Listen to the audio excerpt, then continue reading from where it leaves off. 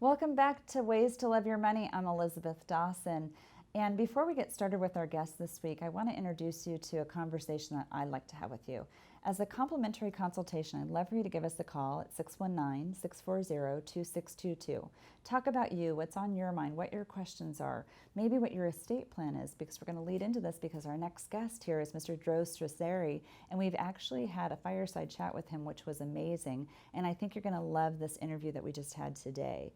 So Mr. Strazzeri is basically waiting on hold. He can't wait to join us here, but we're going to talk to him about his relationship with money and really the design that he's created around being an attorney, but also being a contractor. And he said he hammered nails just to get through college, through law school. So I think you're going to love his story. He's a quite genuine man, and we can't wait for you to stay tuned. So we'll be right back.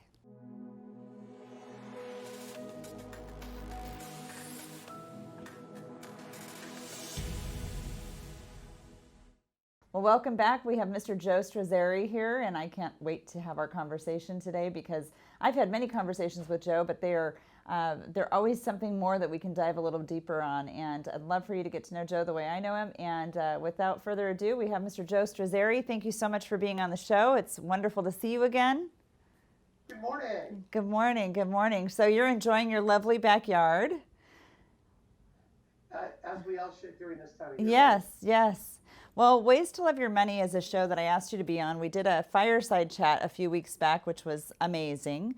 And we talked a lot about the different types of planning. But, Ways to Love Your Money is a money show. I'd love to talk a little bit about you and what your relationship with money is. Sure. Go ahead. I would be happy to. Is that just kind of an open-ended question, my relationship with money? Yeah. Sure. I would say, at least for me, in my younger years, money was about providing security for my family. Mm. So there was a mad rush out of a certain amount of wanting to please my parents, to show that I could do a good job and take care of my family, to go out and amass to get income that would be passive income. So first it was to go out to cover, and then it was, okay, how do we live in such a way to where I can amass assets that were passive income to us? Because what happens one day if I'm not well? Sure. What happens one day if I get sick? What, God forbid, if I was to die? What that responsibility, this old Italian background of the responsibility to take care of everybody and do that. So I would say the first relationship with money was to make sure that I pleased others, to show that I could do this well. Sure. And then it was a concern about being able to save ahead. And then at 38 years old, my wife and I had been married a couple of years. We had a 4-month-old. I had a massive heart attack and 6 bypasses. Wow. So that drove me to, oh my goodness, what if I go down? What if I'm going to be sick a long time? What if I can't make money? What if I leave early? How is that going to be? At the time, my wife was a school teacher, but we had decided that when the kids were small, she wouldn't. She'd take care of the kids in the home. Mm. So I was that breadwinner. And I got married a little bit later in life, so I'd already, because of this feeling about money, Sure. had amassed some passive income assets. As my daddy would say, don't get married till you can buckle your own belt, and it's yours and you own it. So that's kind of what drove the initial drive to money. Then there was a balance issue. My driving so hard I'm not enjoying, but is my family not enjoying me? And there's a little bit of a fun fact. Yeah, there's a little bit of a fun fact about you before you became a lawyer. What did you do? I am a general contractor by trade. I hammer nails for law school. I grew up in a family that most people I knew had their businesses and also built things. They built spec homes, they built shopping centers, and I drifted into that world because I just thought, well, that's what people did. Yeah. And I, at the time, from the career that I had and the construction work I was doing, I was making radically more in the construction side, so I did it full time. And it was during that one day that I said, my parents were asking me, are you going to get a professional degree or are you going to develop? And my parents were actually against my becoming a lawyer. Really? In fact, my father, I'm going to say this kindly and lovingly, before we lost him, I would say tried to bribe me by saying, Joe, I'll do this project with you and I'll contribute this and you contribute that if you don't go to law school. And Wow. then in my last semester of law school that I paid for is when he said, I'm proud of you, I'm glad you're doing it. Oh. Oh, by the way, we're going to develop land together, right? So dad was a developer by trade, and so you kind of followed into the family footsteps. That was part of it. My Part dad of it. was an entrepreneur. My dad came to this country with nothing from Sicily. Got started in a small business, a grocery store business by his aunt, his sister, my aunt. And he was a very driven soul that developed some grocery stores and then came to California, saw a supermarket for the first time in his life and said, I can't compete with that. What am I going to Mm. do? And he had a chunk of change and he found a corner lot to build on. And a guy named Ali Owens was the contractor across the street who my dad would kind of learn from. Yeah. And oddly enough, when I graduated from college, Ali was kind enough to come on my first construction project and teach me. Wow, wow. And so you said you waited a while to get married. Did you were you a little older when you went to law school or Yes, I was okay. in my 30s by the time I went to law school. Wow. I'd already made my nickels by the time I went to Yeah. law school, and I'd already stacked away and got some investment real estate property and some investment accounts. Um, Law was something I always wanted to do, and for lots of family reasons and health reasons, etc., wasn't able to. Yeah. And I had reached a level of success in that world, and I figured I could go to law school in 2 years and 4 months, and then decide to do either. I love what I do in law, and my business background helps me a lot with our business owners that we work with. So again, if you were Sure. asking about my relationship with money, as I thought about it, as I filled out some things for you, Mm-hmm. as I sit here now, a lot of it is going after the footsteps of people that I found to be successful Mm. when I was younger. And even a great part of it was about pleasing others. And then there's this other part that is based on fear. Oh. What if? Mm-hmm. What if this doesn't go well, that doesn't go well? Should I be prepared for that? Mm. That's a lot of what if. A lot of what if. It is. It is. But it's an easy solve from my perspective. Mm. It's as simple as live below your means. Okay. And I know that sounds really silly or really simple, but depending on how far you're willing to live below your means, it's amazing how the stuff starts accumulating. Mm. It also provides for a greater level of happiness, I think. That's not to say that I don't spoil myself for my wife or my kids. I think I do, but I think that spoiling has been relative to our capabilities. Sure. And I think you and I have spoken a little bit about your children and how they are so important to you and about raising them similarly how mom and dad raised you, but also with different knowledge along the way. We've talked about this in the past. So how does that kind of Very much so. transfer? I very much cherish the way I was raised, and we were raised very conservatively from a financial point of view. But during that time, especially my father was, I got this, go to school, do well, and live very tight because there wasn't very much. If you do work, save half your money. Mm-hmm. But there wasn't a lot of how to manage money when I was young. It was just save it and it'll work itself out. So my father had no idea anything about the stock market.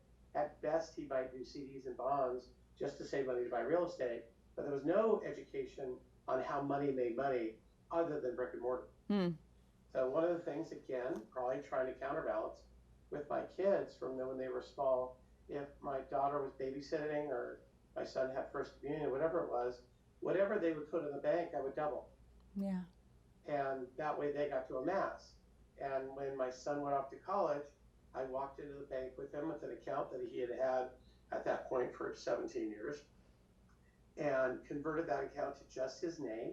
Mm. So that account showed a history and showed a savings history, attached a checking account to it. He funded it with his first $300 into his checking account that says his evergreen amount. So he should never drop a dime below that.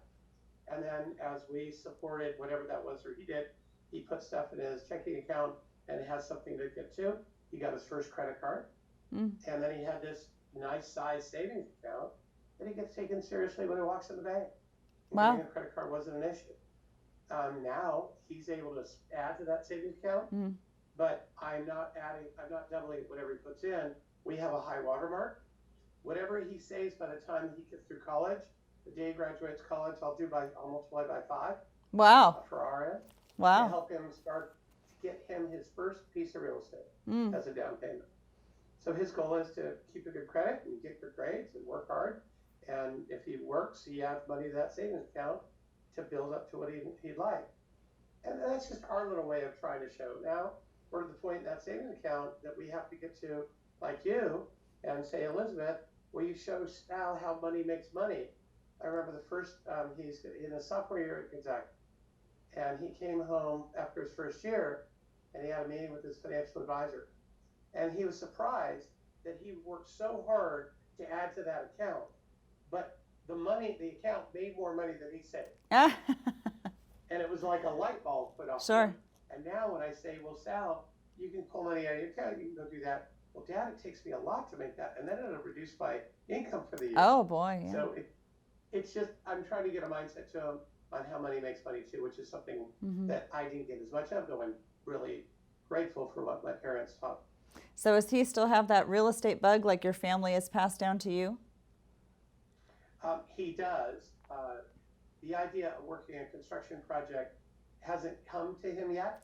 I'm sure that will come along because it'll compensate well. And if he gets that bug and he works this summer in a construction project, the next summer I'll have him work for an engineering firm to draft some plans. And yeah, if you can just give me a market where interest rates go back up, property goes back down, and contractors are cost less money, I'll go build again. But we're not there yet. We're not there yet. We're definitely not there yet. Property values are very high if you're buying raw land, and the cost of materials and the cost of contractors is through the roof. I assume that we'll have an adjustment in our economy, and those things will change. Yeah. So for me, my Valhalla will be when the bank calls me and says, Joe, we've got some properties where they started to build, their sticks out of the ground and they can't continue. Can you finish? It's my time to go back to work in that. That's great. Yeah, go finish the project. Until then, being a lawyer is a good thing. I'll always still be a lawyer. Sure. But you don't make money in real estate when you sell it. You make it when you buy it. There you go. That's a totally different sense of news. I'm so curious. What is Sal going to college for right now? What's his degree going to be in? Business and finance. Fortunately or unfortunately, both my children have decided that they'd like to be an attorney. I think that's because of this crazy Italian Sicilian Catholic background stuff, and like I was out to please my folks. I'm sure I've driven part of that in them. I think there are downsides to that and upsides to it. Truthfully, by the time he graduates college, he can go down any path he wants. Yeah. He's going to a nice school. He can go do that. He can do other things. Now, is your daughter already in college as well? My daughter is a sophomore over at OLP, Our Lady of Peace here in San Diego. Yes. What she wants to do, I think that she's very driven, and she right now has an idea what she wants to do. But that same idea, she had another idea a year ago that was very different, that she was very definite on. I don't think I have to worry about it at 15. But I think she stresses about it because we stress our kids out way too early on what they're supposed to be when they're done. I think 15 years old is a little too soon to try to figure that out. Well, it's hard for, I think, a lot of kids, whether they're 15, whether they're 19, whether they're 20, and then something just finally starts to bite the bug, and then they get excited about something that's passionate, so. Yeah, my job is just to make sure that I expose them to different things. So right now, my daughter loves baking and sewing, and that's her big thing, and she does a lot of that inside of her school under the performing arts side. Oh, that's great. But she says she wants to be a lawyer, but she loves certain subjects, doesn't like the others. My son right now is getting his butt handed to him in an accounting and economic class. And he said to me, but Dad, lawyers and contractors don't have to do math. And I said, son, I'm around math all the time. All the day long, yeah. Just a matter of finding their aptitude. Yeah. A lot of people would say, find something that makes you happy and do that for work, and that'll be good. Right. I might augment that by find something that makes you happy that you can augment for work, that can be your fallback position, but go do something that takes care of your family first and foremost. Sure. If you've nailed take care of your family with whatever this is, and then you can do that and build it up where it does do, great. But something that doesn't take care of your family, that has you struggling financially, doesn't produce the security for your own family, and also doesn't produce a calm life. So many people that are stressed out, even more so with what's going on now, are stressed out because of money, because they're living above, but they don't have an advisor like you. Right. And therefore, they're no matter how much that they make, they're going to be chasing it from then on. And that produces this level of stress that's just hard. All of us, including myself, have had a couple of bad years.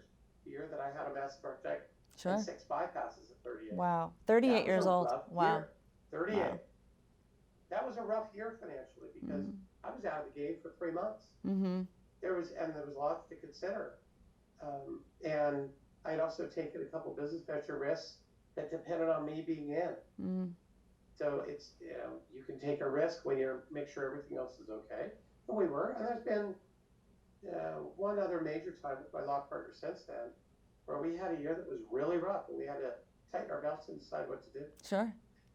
Now, let's talk about your practice. Let's talk about the firm that you've created with your partner and all the accomplishments you've done there and some things that you like to promote within the business as well. Steve Mancini and I found each other before my heart attack when I was early Wow. on. I was looking for a silverback. I was in my 30s, new into the law practice, and I was involved in cases because I thought I was going to be a criminal lawyer. That turned out to be not my good answer because I got caught in the hallway by a family Mm. that was a victim family of somebody Oh. that I helped get off, and that had me reconsider my life path. Mm. A friend of mine that weekend that I talked to said, Joe, real estate, construction, go do that for law. So I did. And inside of that, I found what you now know as estate planning and tax planning in order to help people keep more of their money.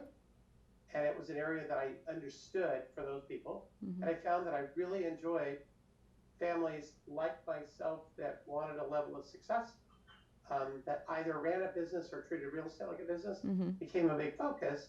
And then estate planning in general. I love helping people take care of their own family, as you can hear from mine. Yes. So that's what I drifted into. But I needed a silverback because I would get often people ask, are you old enough to be able to do this? Because I know that feeling all too well. take care of major dollars. Uh-huh. And so I sought out Steve Mancini and then eventually Alex too, who were both 12, 15 years older than I was. Steve and I became permanent partners. We now own 4 firms together.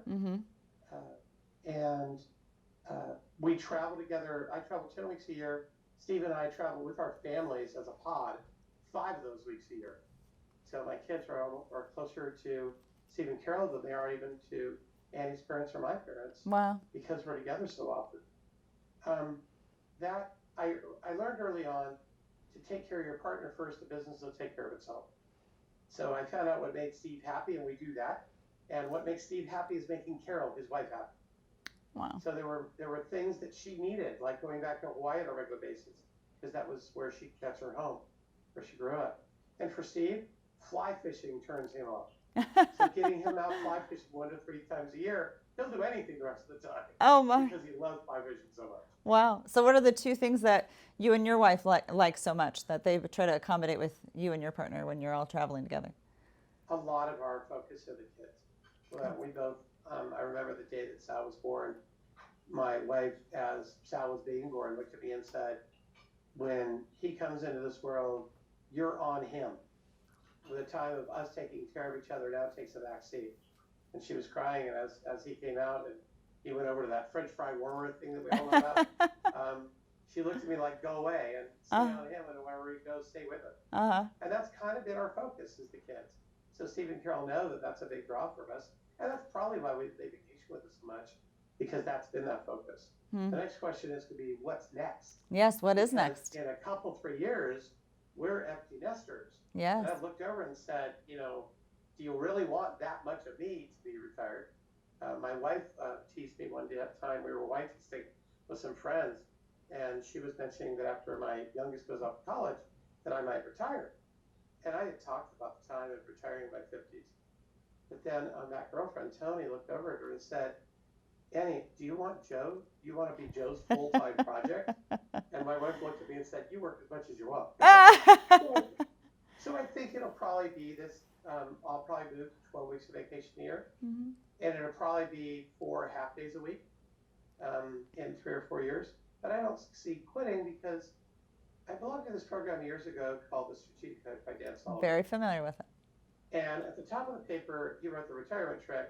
I wrote down, and Steve did it with me, if I was to retire today, on the left-hand side, I would no longer, on the right-hand side, I would start. And the first, I want to say 17 years ago, for the first 5 or 10 years, we have things to write down, Mm-hmm. but I haven't had a dang thing to put on there in over 7 years. Wow. So I'm not too sure what I would do if I retired. I love what I do. I love helping the families we do. Steve and I have got team members that have been with us 20 some odd years. Not all of them, most. So the businesses, for the most part, run themselves. During that pandemic time that it was down, Steve and I went to work 7 days a week, 12, 14 hours a day for about 3 months. Wow. Because the business needed us. Mm-hmm. Our clients needed us. Mm-hmm. But for the most part now, it's built such that we're allowed to take time. I think that's great, because sometimes I think when you're in that place that you've done everything that you've wanted to accomplish and you're working and it still accommodates your lifestyle and doing the things. I'm very familiar with strategic coach. I was very much involved with that for a little over 8 years, but I still use a lot of the systems and procedures and the tools, which I think is so important. But you've built something in your practice with Steve that's so different than most law firms, and I think that that is attributable to the fact that you want to even work with other advisors out there. You want to educate, you want to counsel, you really want the financial plan to come alive, and those are important things. Educate to motivate becomes so important to us. And knowing what was going on in the disciplines around us, accounting, financial advice, life insurance, banking, M&A work, etc., that we early on formed the Silicon Health Institute, which puts over 250 programs a year on, usually live, recorded, now all digital, for this short amount of time that we're going to have it for a year or so. 2/3 to advisors, 1/3 to their clients on a variety of subjects that go around us. Steve and I both enjoy teaching. We both enjoy writing. And we institutionalized what you might think of as marketing, but our way of giving back. So we have hundreds of instructors around the country and tens of thousands of students.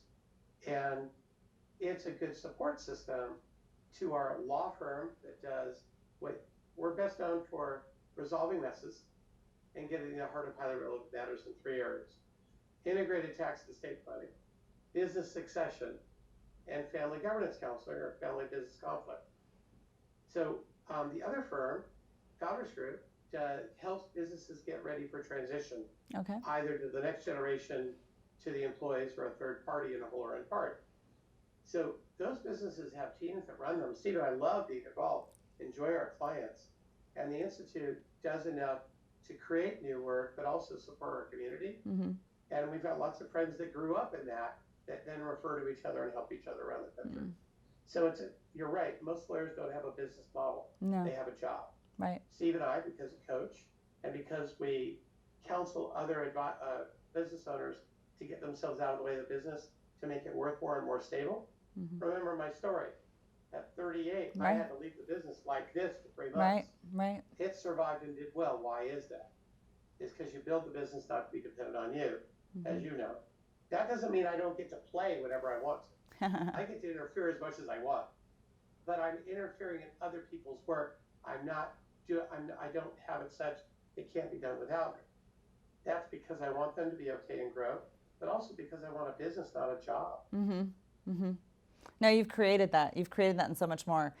And I'm so sorry, but we're getting close to ending the time that we have available. But Joe, thank you so much for being a part of the show. It's been great to have you, and what a wealth of knowledge. And I know that there's going to be some areas where if people want to get in touch with you, they can. We'll post those websites and such of that nature, especially about the program that you teach.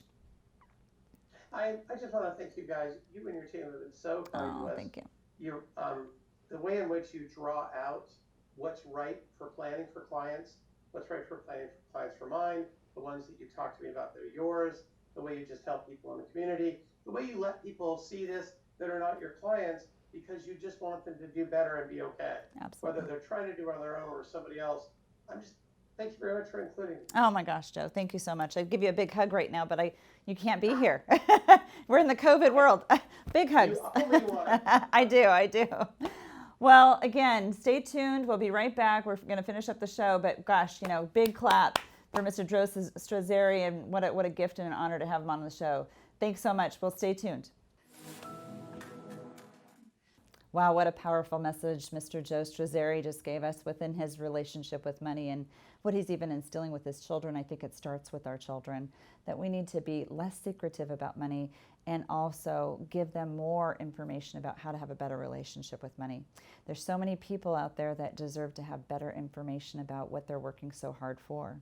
So I know we have an audience guest that's going to actually tell me a question, and I'm going to try and answer it the best I can. Can you explain why you don't like the use of credit cards? What should I do about my credit score?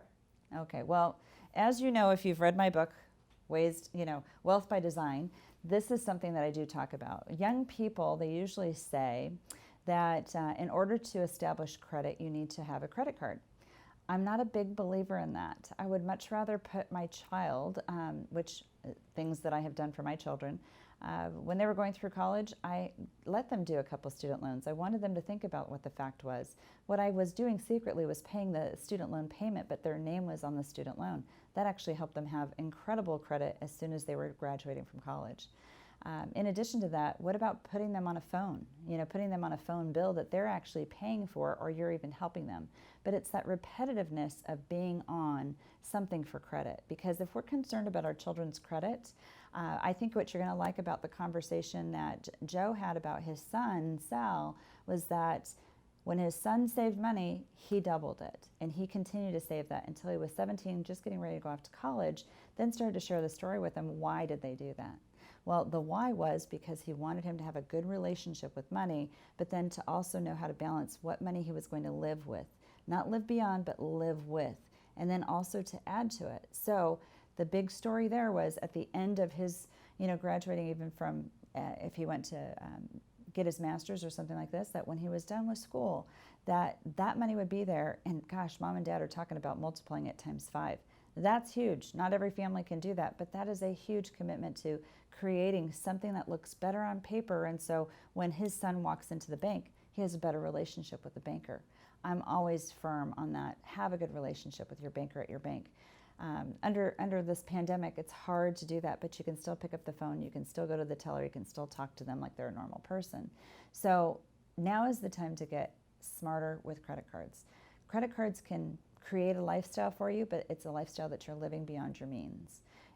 If you're giving yourself a limit that you're going to put on credit cards each and every month and not increase that, that's one thing. And people will tell me all the time, I pay it off every month. Well, at what month, is it higher than the next month or higher and higher? It's always the sacrifice that you're doing against not being able to save. Having a better relationship with money is one that you shouldn't have to pay for it. If you're keeping a balance on your credit cards, you're paying for your money. You're paying transaction costs. You're paying interest. You're doing all those things.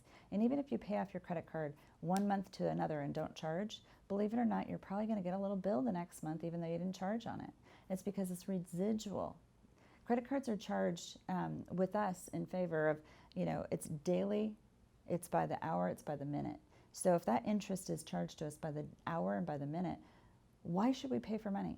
Even with banking, you shouldn't have to pay to have a banking account. So just think about this. It's just logical. Is it logical? Is it sensible? If you're paying for money, it's what you don't want to do. Be in more control. Don't live beyond your means. Exactly what Joe was saying is live within your means and maybe a little bit below it, and then you'll always feel that you're financially successful because then it's not driving you, you are driving it. All right, I hope that was helpful. Again, stay tuned next week for Ways to Love Your Money, our next episode. And if you have any questions, please reach out to questions@elizabethwithansdawson.com. Thanks again.